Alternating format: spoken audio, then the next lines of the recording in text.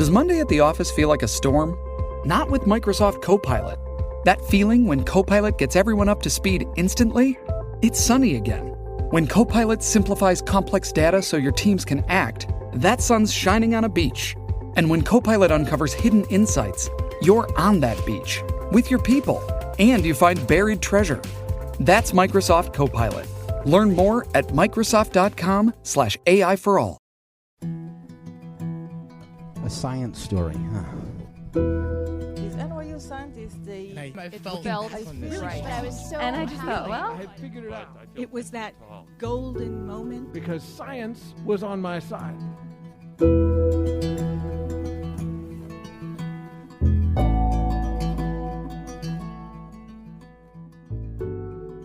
Hey everyone, I'm Ben Lilly, and welcome to the Story Collider, where we bring you true personal stories about science.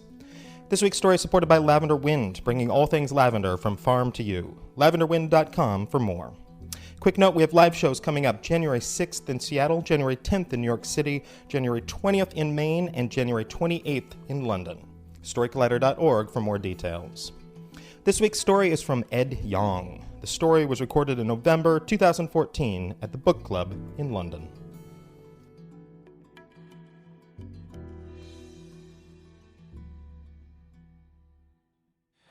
So 6 years ago, I was driving down a road in Surrey, searching for David Attenborough's house. Now, I should clarify two things. First, I did have an appointment, so I was not stalking David Attenborough. And second, I will not tell you David Attenborough's address so that you can stalk him. This story will feature a lot of David Attenborough and no stalking at all. So this road was in an especially posh part of Surrey. So every house was this very tall Victorian townhouse with like an SUV or a Mercedes parked outside on an ever so immaculate patio. And then there was this one house which had this beautiful wrought iron gate and fence. And behind that, there was a small garden with trees and flowers and ivy climbing up the walls and a tree fern of the type you would normally find in a rainforest just by the door. It was the type of house where you imagine the owner throwing the windows open in the morning and like a toucan and a gibbon would just alight on his arm. And that, without even having to look at the number, was obviously David Attenborough's house. And I had come there for an interview. Now, I first encountered Attenborough when I was a kid, when I first came to London at the age of 6. And I went to the Natural History Museum, and I went to the gift shop, and I picked up a video box set, remember those, of a series called Life on Earth. And I remember it really well. It had a tree frog on the cover, and on the back there was a quetzal, a beautiful green and red South American bird. And there was this very friendly-looking avuncular man cavorting with some gorillas. And I went home and I watched this thing, and I was already in love with wildlife and the natural world. But this series showed me things I'd never seen before, and the way it conveyed that information was just a league above anything I'd experienced. And like pretty much the rest of the country, I fell in love and I became a total fan. And you know, a lot of people can remember where they were when traumatic events happened in the world, like 9/11 or Diana gets killed, and I can remember those too, in a lab on the toilet. But I can also trace key moments in my life to when David Attenborough documentaries came out. I remember sneaking out of my bedroom when I was 8 to run downstairs to watch Trials of Life past my bedtime. I remember watching The Life of Birds in my school common room. I remember moving into the first flat that I rented with my now wife and seeing episode 5 of The Life of Mammals. I remember coming back from a ski trip to Whistler and seeing Life in Cold Blood. And that last one, the last of his life series, came out in 2008, and that was a year after I was driving up and down that road, not stalking him. The reason I was doing that was because for several years I had entered a science writing competition run by the Daily Telegraph, and I got lots of runner-up prizes, and then I finally won the damn thing, which meant that I got a nice check, a publication of the piece that I entered in the Telegraph, and a lunch with all the judges, one of whom was Sir David. So I rocked up to this posh Kensington restaurant, and we were sort of waiting in the lobby, and in walks this guy who I'd only ever seen on this rectangular box before. And he shakes my hand and he says, "Congratulations, what do you do?" And I say, "I write a science blog." And he says, "That's extraordinary." I'm like, "No. That's like me saying I made this epic sandwich." So I sat next to him for like this 2-hour meal, and it was glorious. My God, it was glorious. He is as wonderful a storyteller in person as you would expect him to be. He is incredibly modest. He takes very unkindly to any suggestion, to any kind of fanboyism, which was a shame because that was mostly what I did. He's also amusingly a kind of cantankerous old man, so he really doesn't like any suggestion that he's important or influential. He says things like, "I just point at things and say, 'Ooh, look at that,' and I've been doing that for many years, and people have just gotten used to it." He's also, you'll be delighted to hear, a total nerd. He spent a long time competitively classifying the seafood platter that showed up with one of the fellow judges. This is heaven. So the meal's drawing to a close, and I think, I will never get this chance again. So I say, "I have a blog, and you have a new series coming out, Life in Cold Blood. Can I have an interview?" And to my delight and astonishment, he says, "Yes. Just contact me to arrange a time. Here is my card." Now, I don't know if anything's changed since then, but certainly back then, David Attenborough did not do email. His card, which I still have, is just his name and his address. So I go home and I Google, how do I write a letter?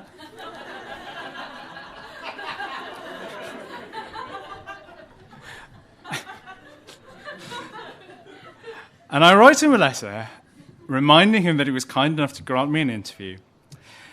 And a few days later, I get a call, and I pick up my phone, and the voice at the other end says, "Hello, this is David Attenborough." And I come to my senses just quickly enough to say, "Hello," rather than what I really wanted to say, which was, "Oh, fuck off, Henry, stop taking the piss." So we arrange the interview, and amazingly, he wants to do it at his house. His house. So I find the house, and I go to the house, and I don't know what you think David Attenborough's house is like. I was picturing like this Victorian explorer's living room, like so dark panelled furniture everywhere, like a fireplace, tribal artifacts, stacks of untidy books, maybe like a perch with an iguana or a macaw on it. There are artifacts, there are books, there are paintings of wildlife, but other than that, it's disturbingly clean and modern. It's all clean lines and an enormous telly, like the biggest telly I've ever seen. And we do the interview, and this is early on in my journalistic career. I had never done an in-person interview before. This is my first, and I am hitting myself. I am so nervous. Like half of my brain is thinking, you are in David Attenborough's house and he just made you coffee. And the other half is going, ah! And it doesn't help that halfway through, there's like behind the sofa, he has a row of fossils because he's David Attenborough. And he invites me to start classifying some of the fossils. And I totally flubbed the first one. I say it's like I think I say it's a seed pod, and actually it's the scale of some armored prehistoric fish. And the second one, mercifully, I say it's a vertebra of some sort, and it is. It's a vertebra of an ichthyosaur, which is an extinct marine kind of dolphin-shaped reptile. And apparently Attenborough found it in his back garden. Now, I don't know if all of us have ichthyosaur fossils in our back garden, or if this is just the sort of thing that happens to you if you're David Attenborough.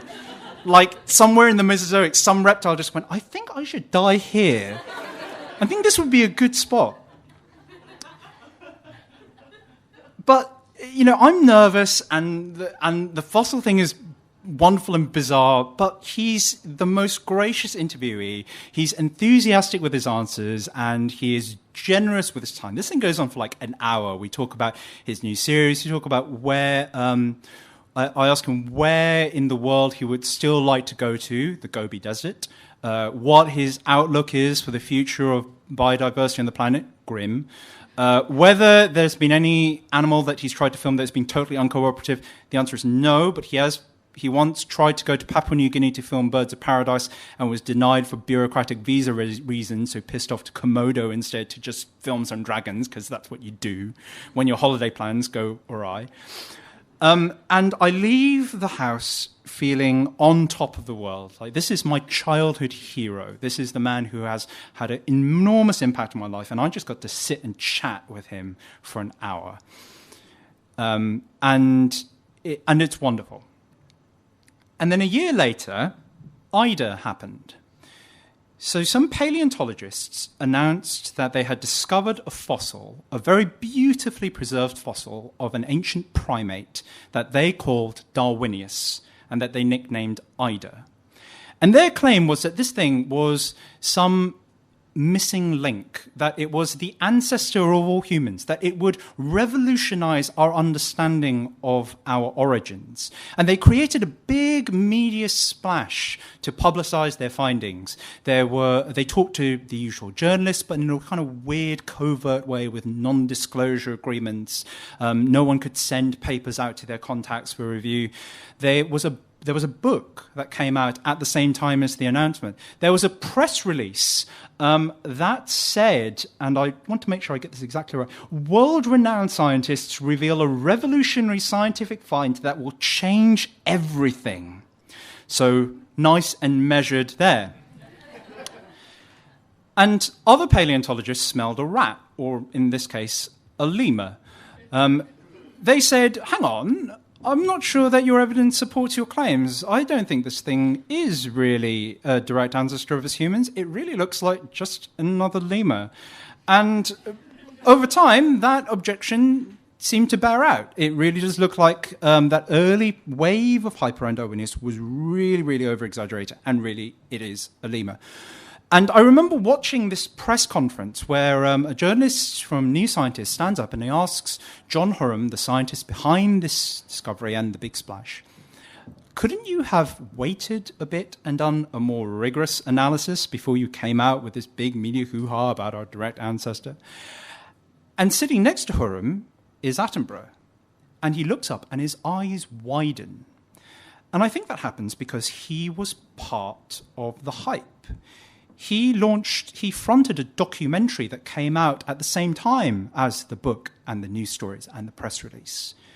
They got the world's most trusted naturalist to narrate a documentary called The Link, uncovering our earliest ancestor, in which he outright says that this thing is of enormous importance and will change our understanding of our origins. And people believe him. Of course you believe him. He's David bloody Attenborough. That face, that name, that voice, he says something. He lends it this imprimatur of complete authority and trust. And if you looked at like Twitter on the days after this announcement came out, everyone was like, oh, wow, I love Sir David. Can't believe we found our earliest ancestor, whatever the fuck that means. Wow. And I remember looking at this and being really kind of heartbroken, because here was this man who I really did trust absolutely, and he was wrong. And not wrong in a kind of simple, nitpicky way, but wrong in a way that seriously misled a lot of people. And once you start noticing one crack, you start noticing more. I know a lot more than I did when I was 8 or 6 and started watching these documentaries, or even since in the 6 years since Ida came out. I am a science writer. I am immersed in these fields that I'd only ever seen on screen. And I've written about loads of new studies that have refuted things that I learnt in documentaries as a kid, things that were conveyed to me as fact, not things that were right at the time and then were later disproved in that wonderful self-correcting way that science does, but things that were basically naturalistic folk tales that never really had any kind of strong support or evidence behind them, but were conveyed as basically being fact. So things like cheetahs overheat when they hunt, myth. Komodo dragons kill their prey with dirty bacteria-laden teeth, myth. Honey badgers are lured to honey by a bird called the honey guide, myth. A parasitic worm changes the behavior of a snail so it becomes more conspicuous to birds. That one's actually true, but we only knew it was true because of experiments done last year and not when I was 6 or when I was 8 and Trials of Life came out and I heard about it then. And I find that when you start talking about these things, you get a lot of people saying things like, you're just nitpicking. Think of all the good that he has done. Who are you to criticize this sort of thing? What have you done? And I think we get this attitude because we love heroes, because we are people, after all. We like heroes. And especially us who are immersed in science, who do it or who talk about it and who write about it, we are so invested in this need to improve the public understanding of science, a field that we see as being attacked and assaulted or that breeds disinterest in people. We so badly want people to love it that we very quickly idolize people who talk about it well. And we take any criticism of them as some cold-hearted shiv in the back of the cause. And I think this is entirely the wrong attitude, because I still love David Attenborough, right? So he was an inspiration in my life, and that will never, ever change. And going round to that house and talking to him and classifying those fossils was a highlight of my career, and that will never change. But what has changed is that I'm just a bit more careful. I don't trust him unequivocally. I try and bring the same critical eye to anything that he does that I would to anything, that any interview or any paper that I read. Because David Attenborough taught me to love science in many ways. But science is not about just being in slack-jaw wonder at the greatness of the natural world. And it's certainly not about taking what you hear for granted, about accepting received wisdom unquestioningly. It's about always analyzing what you're told, about probing the boundaries of your ignorance, and about asking questions all the time. And it's a world in which you should always judge people based on their work, but where you should never judge a person's work based on them. And that's something that David Attenborough taught me too. Thank you very much.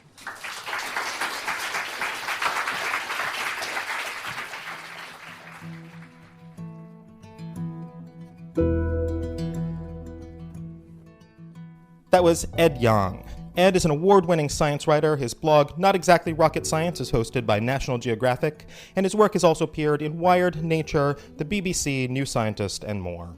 His first book, I Contain Multitudes, about how microbes influence the lives of every animal, from humans to squid to wasps, will be published in 2016. For more science stories, take a look at storycollider.org, where we have archives of the podcast and upcoming events. This week's podcast is brought to you by Lavender Wind. Lavender Wind grows lavender on Whidbey Island in Washington. They distill it, dry it, cook with it, make it into lotions, candles, sachets, baking mixes, jams, essential oils, teas, seasonings, soaps, and cookies. Shop online for all things lavender at lavenderwind.com. To get an online discount, use the code StoryCollider.2 at checkout. And on a personal note, that is my mom's company. So if you have some last-minute holiday shopping to do, we'd both much appreciate it. The Story Collider is produced by me, Brian Wecht, Aaron Barker, and Ari Daniel. The podcast is produced by Rose Eveleth. Additional help from Brooke Williams, Lena Groger, and Justin D'Ambrosio. The theme music is by Ghost. Special thanks to the book club for hosting the show, and to all my heroes for never having met me. Thanks for listening.